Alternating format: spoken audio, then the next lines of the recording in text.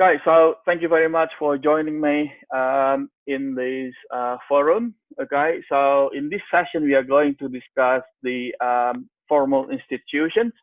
Um, in the previous session, we discussed about the informal institutions, right? That includes the cultural background. Okay, so now we are going to discuss the formal one. Okay, that this includes the politics and laws or legislation side of the institutions and also economics. All right. The political system actually refers to the rules of the game. Okay, so we refer to the rules of the game on how country is governed politically.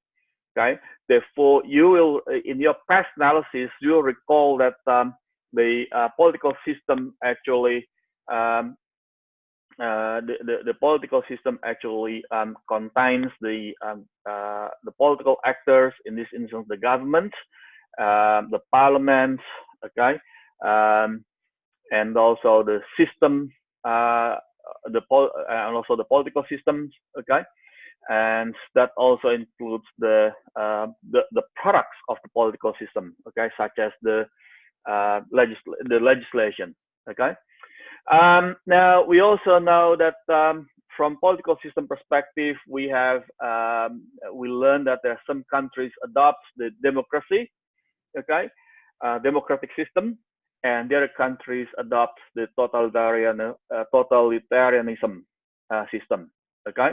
Now, um, look, this actually subject for us to discuss further whether the democratic system that a country adopts is positive to the business environments. Okay, just giving you a bit of a bit of different perspective. Um, we can argue that Australia is a democratic adopts the democratic system. Okay, so when it comes to the democratic system, we say that in Australia we do not um, spill blood when we change the government, for instance. Okay, well that's positive. Okay, that is positive. Okay, but does it also mean that it gives the business people the guarantee to uh, operate with the with certain level of uncertainty in terms of political stability? Okay, and people argue, if you read the newspaper, that Australia is probably the capital of coup d'état. Okay, because our prime minister may only sustain for 2 years on average. One of the articles on Sydney Morning Herald suggests that the prime ministers only sustain for a couple of years basically. So when we had our prime ministers like Mr. Howard, for instance, right, he has been considered as the outlier, okay, kind of a different person running the country because he could sustain, a lot longer than 2 years.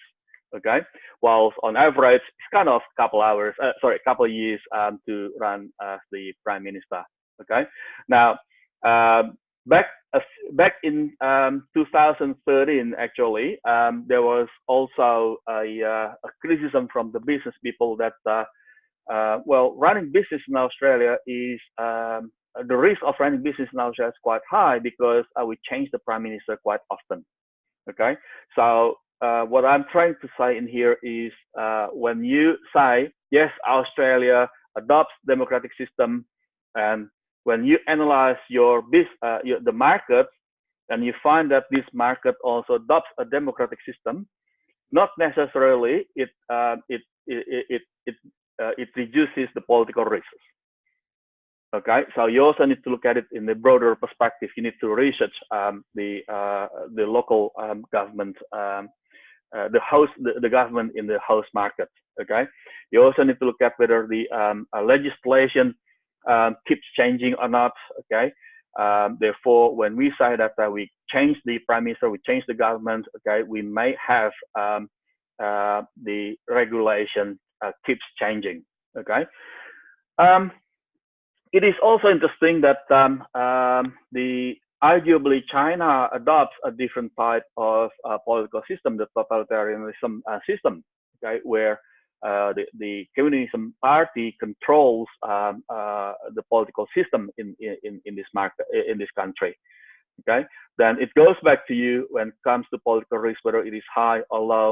Okay, because you also need to assess. They don't change the government quite often as the one in Australia, but you also need to look at whether it is easy to organize the permits, for instance. Okay, you may need to talk to a number of levels of governments to get the permits done. Okay, well, of course, you'll analyze this differently when it comes to the economic growth in China, for instance. Okay, so yeah, so that's the formal institutions that basically includes all formal rules. Okay, these rules have been formalized. Okay, in the through certain process. Okay, so the legal system in here. The next one is about the legal system. Okay, this refers to the formal rules of the game on how a country's law are enacted and enforced. Okay, so how do they produce the laws in that country, and how they enforce the law? Okay, in that country. Okay, so we know that some countries may have. This is probably the dilemma in that we have in international business operation.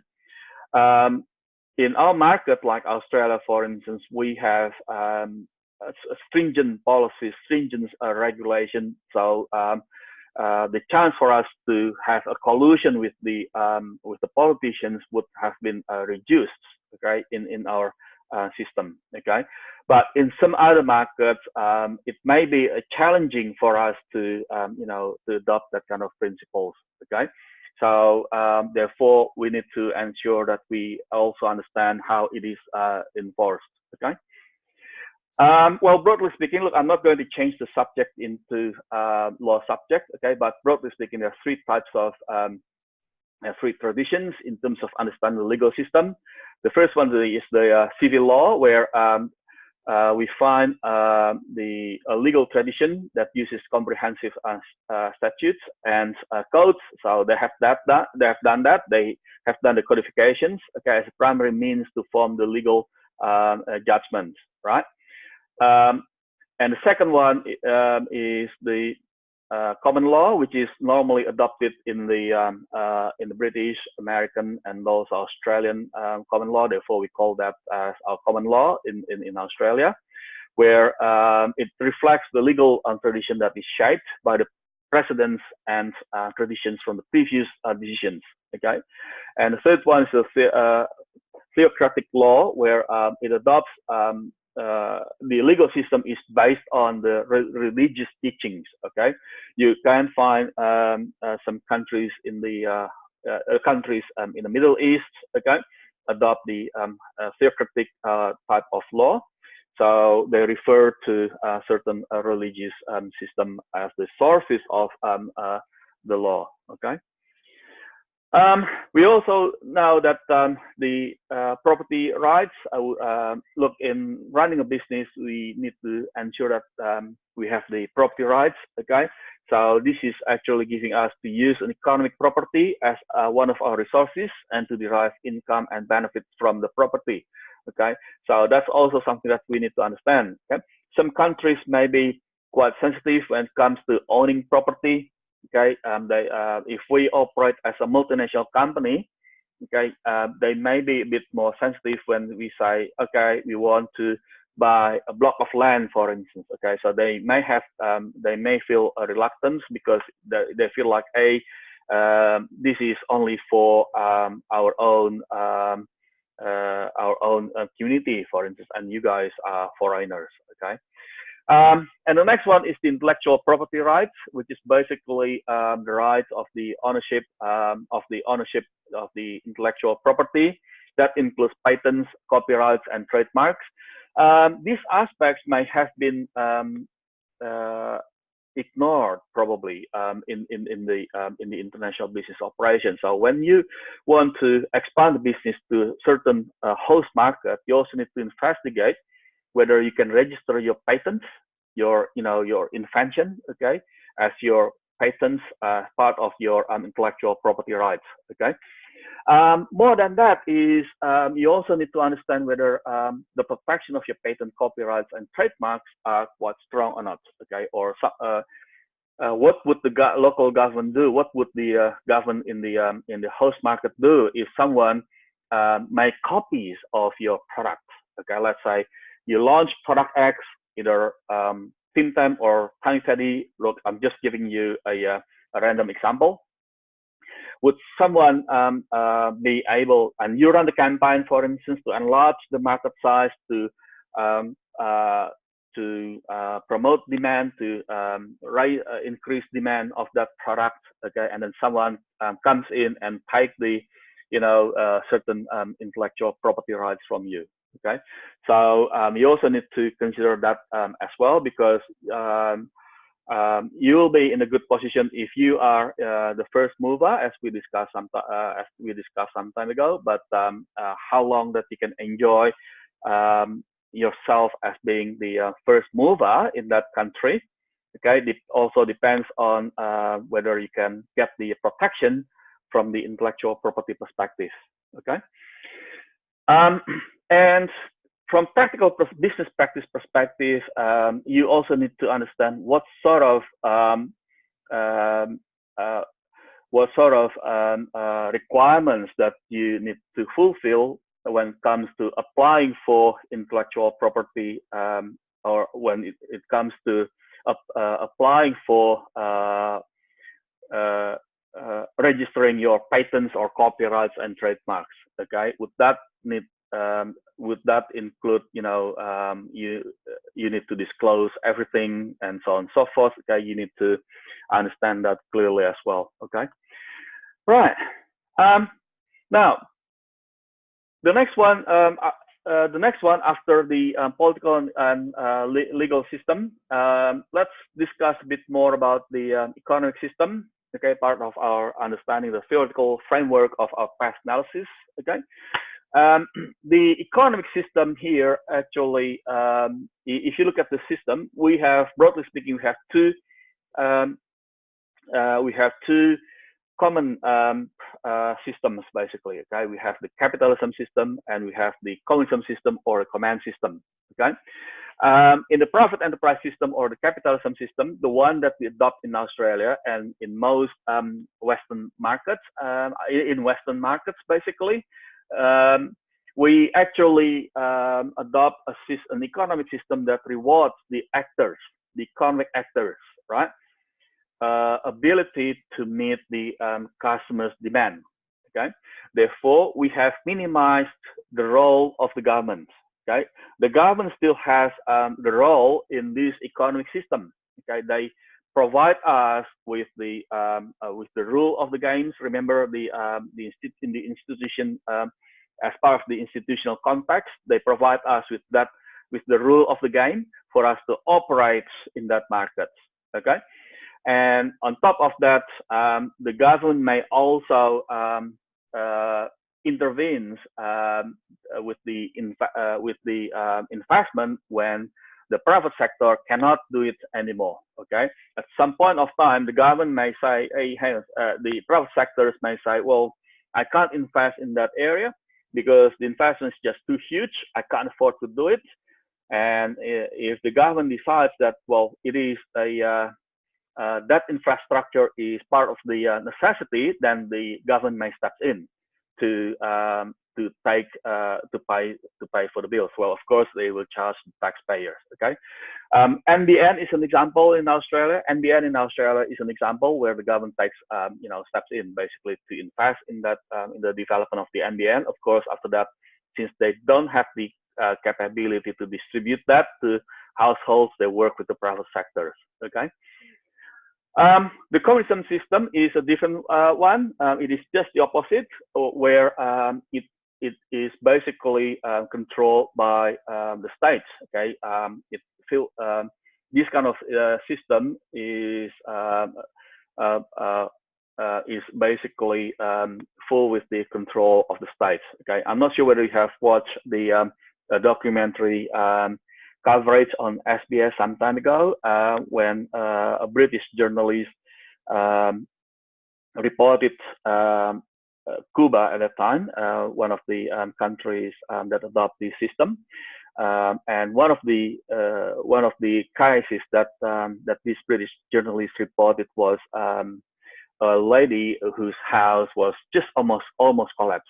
Okay, it's the roof is not just leaking, but it has a huge hole on the roof, and so she proposed to the local government to get it renovated, but you know it has to go to the next level, next level, next level. So after you know years, she's still in the position of waiting. Okay, so you can see that it is a different one. Okay, so the distribution of goods and services are basically controlled by the states. Okay, so that's in line with our definition of economy. Okay, which is basically about the science of understanding the distribution of production, the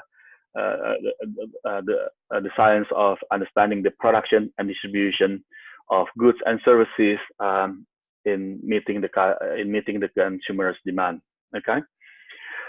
Okay. So now it is also interesting to look at China, for instance. They have kind of dual system. From political perspective, they adopt a totalitarianism system, while from the economic perspective, they say they have open door system. So they invite investors to come in. You could also argue that you know, the roles of the political parties are still quite strong in terms of giving the government permits for you to run a business and so on and so forth. Okay, so there are numbers of articles suggest that the role of the government is also quite critical to make decisions whether you can get certain permit or not. Okay, in fact, a few years ago, Unilever was penalized because they took the price up for their products, and the government penalized them because of that. From Western perspective, from the profit enterprise system perspective, or from the capitalism perspective, taking the price up is quite normal. Would you agree? It's quite normal. Okay, because look, every year we expect that the input cost will increase. Okay, the wages that we pay for our labor would increase. Okay, the raw materials, packaging materials may also increase. Okay, and the utilities, the cost of utilities may also increase, like the cost of energy, for instance, may also increase. Okay, so that's interesting to look at how markets like China manage this with the dual system. Okay, on one side they say, yep, it's open, we are open for business. Okay, so when they say open for business, from the Western perspective, we expect that it will be decided by market power. Okay, so the mechanism in the market. Okay, the price, for instance, will be decided by the mechanism that we have in the market. Okay, but at some point of time, the government still intervenes to a number of things. Okay, all right. Okay, so again, the private enterprise, the private ownership enterprise, and state-owned ownership enterprise. That's also in the economic system. In our markets, in markets like Australia, we have both types of the enterprises. The ones owned by purely by the private sector, and the ones the other type of enterprise is owned by the states. Okay, so the states basically plays a certain control as well, as discussed before. Okay. All right. Now, the other thing I'd like to highlight in terms of the private enterprise system is the 4 basic rights for us to operate in the system. We have the right to have the property, to lease the property, to rent the property, for us to operate in this capitalism system. Okay. And we also have the right to claim profits because we can meet the customer's demand. Okay. Um, if we are better, right? If we do the job better than our competitors, then we have the right to claim it, to claim that reward, okay, by getting the profits, right? Putting that back into our books, right? Get the profits back to our book, okay? And we also have the rights to compete, okay, in our system, okay. We have the right to compete, okay, and in doing so, we may also need to build our competitive advantage, okay. We build these capabilities, right? That capabilities, or we nurture it again. Remember our SWOT discussion last week, okay. We may keep investing to our capabilities again, so we can always be competitive in the future. Okay. We also have the freedom of choice. Okay. Freedom of choice in terms of whether, for instance, in terms of whether we want to go to the job market, or we want to be an entrepreneur. Okay. Or we want to operate in certain markets in that country, as long as we meet the legal requirements. Okay. There are the four basic rights when it comes to operating in the capitalism system, basically. And of course, in doing so, we also need to adhere the being responsible to the environment, and also being responsible to the society. All right, there is a strong call that we also need to be ethically responsible. Okay, not abusing the rights that we have. Okay. All right, guys. Now the next one here is actually one of the economic forces, like the foreign exchange. Well, one of them is basically about the foreign exchange rate, which is basically about the price of one currency in terms of another currency. Okay. So the two chances here, actually there are three of them. The first one is the appreciation, an increase in the value of the currency, and depreciation, a loss in the value of the currency against the other currency. Okay. And the third option is actually stable. So we are not gaining or we are not losing. Okay. Now, this is the thing that I'd like to highlight, that appreciation or depreciation of the monetary units, okay, doesn't mean from the business perspective, doesn't mean we lose something. Okay. We need to look at the position. Okay. If the position is actually more into exporting the business, exporting the products, right, or services, depreciated the currency will help our, will help our price to be more competitive. Okay, or if we offer the same price for the customers in overseas, it gives us the opportunity to gain higher level of profits. Okay, so it goes back to the position of the company. Okay. Okay, so what determines the foreign exchange rate? Okay, there are a number of theories in here. Just let's discuss that briefly, and after that we look at the assessments. Okay. Some people say that it goes back to the basic supply and demand, similar to products. Okay, whether the demand and supply of your product is in the equilibrium stage or not. Okay, and the demand for US dollar, for instance, given it is used in international transactions, will also help us to understand the exchange rate against US dollars. Okay. Relative price differences and the purchase power parity. That's another one. That's another attempt to explain the foreign exchange rates. Okay. So in the absence of the trade barriers such as tariffs, okay, the price for the identical products sold in different countries must be the same. Okay, except if that country adopts the trade barriers such as tariffs. Okay.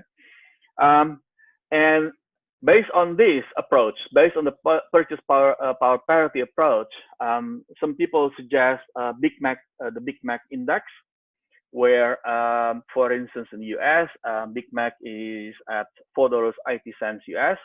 in China, yuan, it is actually at 16 yuan 76 cents, okay, or approximately $2.73 US, okay. Well, at that point of time, the $1 US equals to $6.14 yuan. Sorry, 6 yuan 14 cents. Okay. So if you look at the exchange rate, okay, if you look at the Big Mac approach here, okay, $1 US should be equal to $3.49 yuan. Okay, if you look at that, because the price is $16.76, okay, divided by $4.80. That's the price in China, whilst the price in America is $4.80. If we compare that, that should give us $3.49 ratio. Okay, in other words,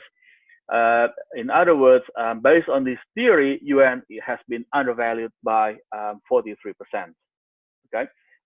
Therefore, people, you may notice that a lot of people actually criticize the Chinese government being under depreciating their currency. Okay.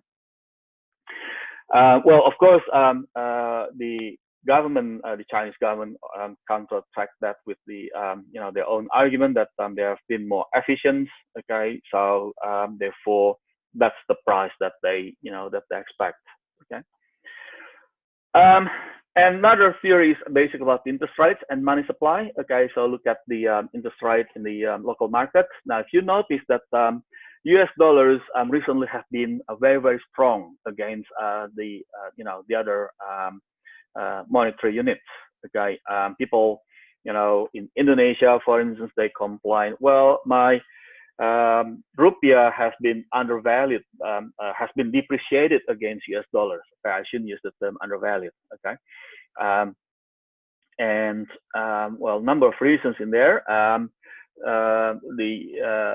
The central bank in America actually has increased the interest rates, and that has actually made the money, US dollars, become more interesting. So people buy US dollars, and that goes back to demand and supply again. Okay, if people buy, if people convert their money to US dollars, that means based on supply and demand, it will increase the value of that monetary unit. Okay, so in other words, high interest rate in the country attract foreign funds or inflows, which will be converted to the home currency. Okay, as a result, enhancing the exchange value of that monetary unit. Okay, and I think in Australian dollars has also been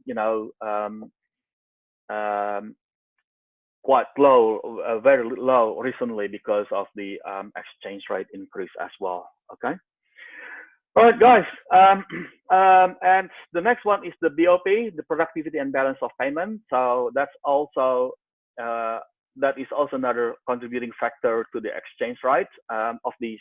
Yeah, it is a bit complicated to understand that. A number of factors that may affect the exchange rate. Okay. Changes of the productivity will change the country's balance of trade. So if you have a much higher level of import than your export, that's what I say. It may give you certain results in terms of the exchange rate. Okay. This is a bit of BOP, similar to accounting in America in 2013. It shows similar to balance sheet, if you like. So if you look at that, that's the overall balance of payments, which is basically minus 32. That explains why the US dollar actually was quite under pressure at that time. Okay. Okay. So now, in terms of the exchange rate itself, some countries may adopt policies to manage that.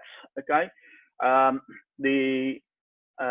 one of them is to float the exchange rate. Okay, So in terms of floating the exchange rate, there are two options in here. One country may adopt a clean or a free float. Okay, so they really leave it to the market to determine their exchange rate. Okay. Now the other one is actually dirty float, where the government may conduct the selective intervention. Okay, if they say, well, hang on a second, my the exchange rate has been in a dangerous position where my monetary unit has become very, very low. So business people scream because they can't, because they import a lot of raw materials from overseas, and they have to pay higher costs. All right, as a result, their cost of running the business would be escalated. Then the government may do the intervention. In this instance, they may use their own they may release their own US dollars to the market to help reducing the supply and demand. Okay. Fixed exchange rate policy. So this one they just fix it, and the government policy to set the exchange rate of a currency relative to the other currencies. In this instance, normally the US dollars, right, to have a fixed rate between their currency and the American and the other country's currency. Okay. All right, guys. This is interesting. The investor psychology is another one. Or sometimes, you may also argue, is this does it mean they use what I call as the kind of psychic logic, whether yes, let's buy that one, okay, or they also read the symptoms in the market to buy certain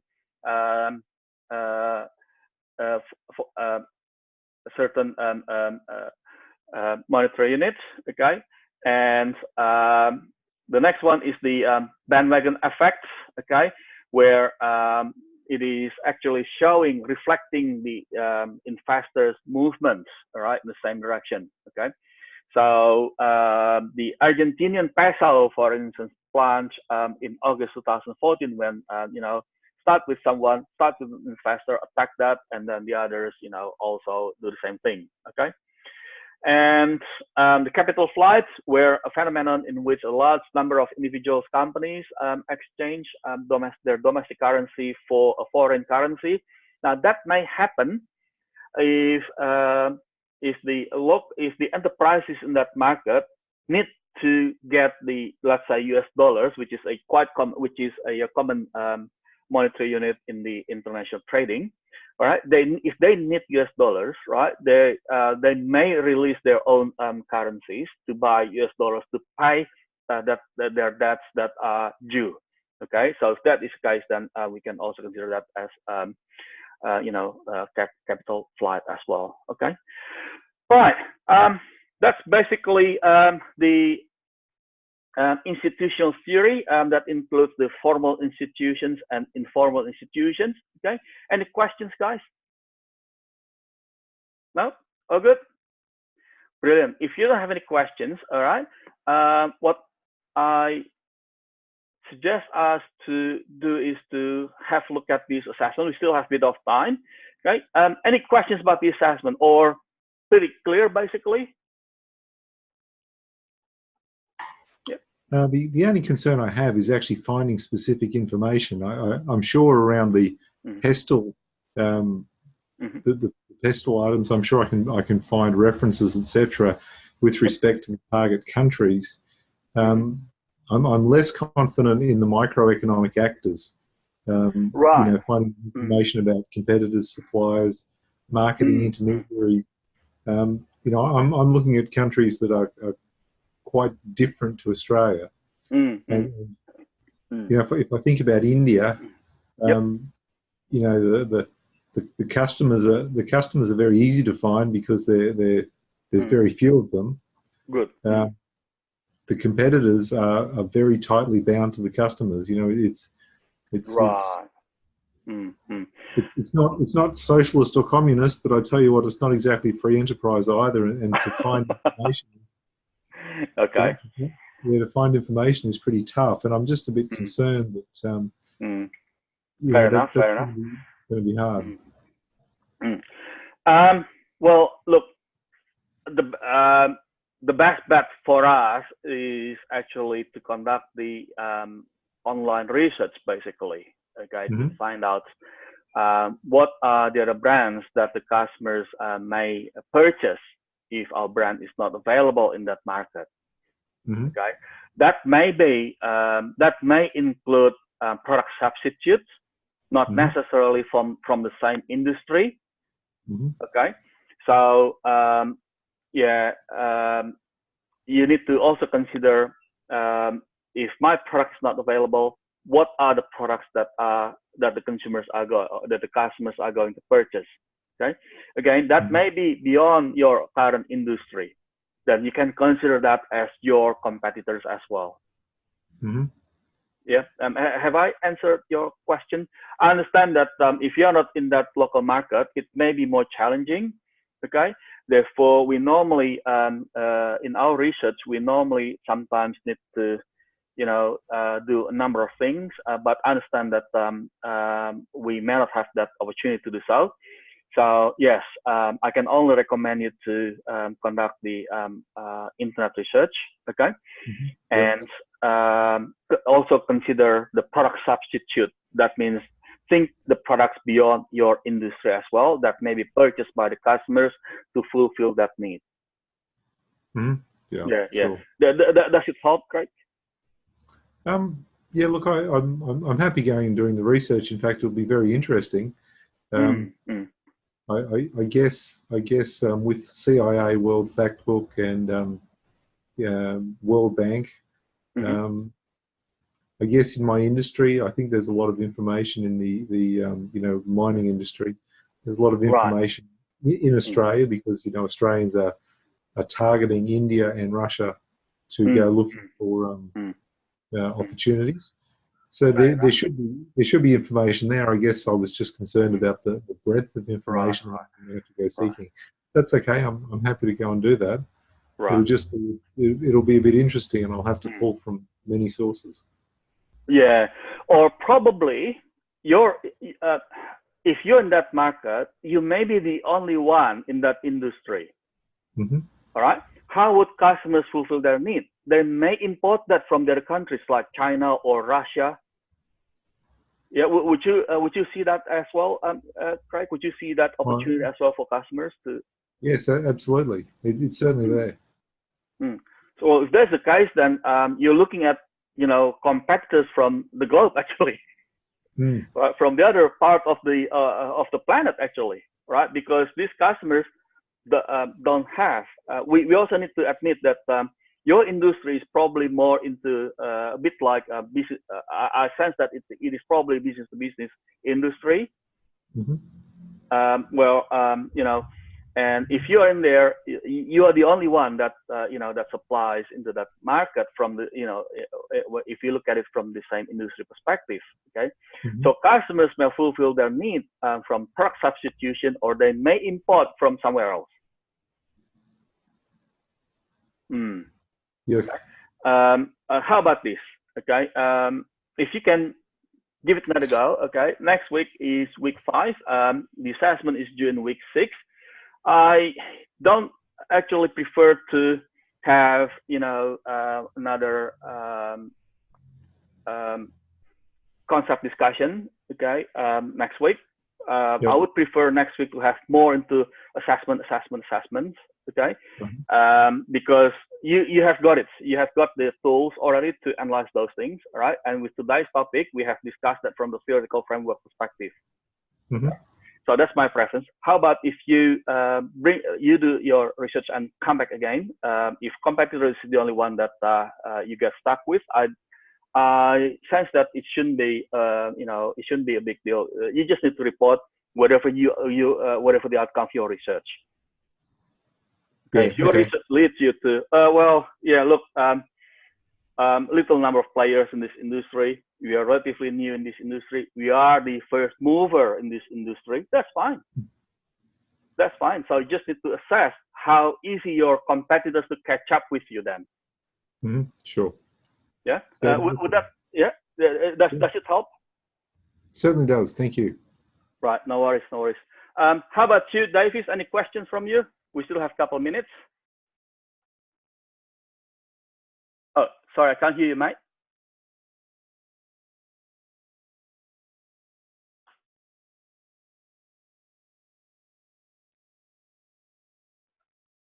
Davis, I can't hear you. I'm saying for today, I'm okay. In case I have any issue, I'll share with you next week on Friday. Fantastic, fantastic. All right, guys, I'll off you from the hook, and have good rest of the weekend. Okay, have a good weekend, and see you in the next session. Okay, bye. Shall we? Thank you very much. Thanks a lot. Bye. Thank you. Bye.